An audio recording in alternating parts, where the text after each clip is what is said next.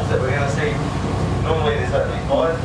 I can already see at least 10, so there's going to be a bit of a treat as we cruise around to temporary waterfalls, and we'll explain the weapons more later on.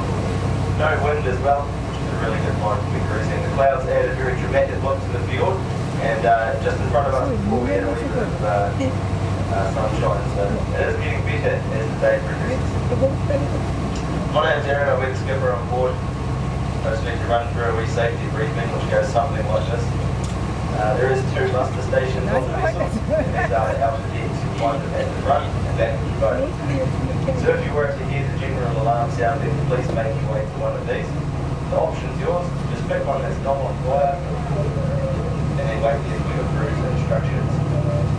We can signal the general alarm a number of ways, tuning the ship's horn 7 or more times, ringing the alarm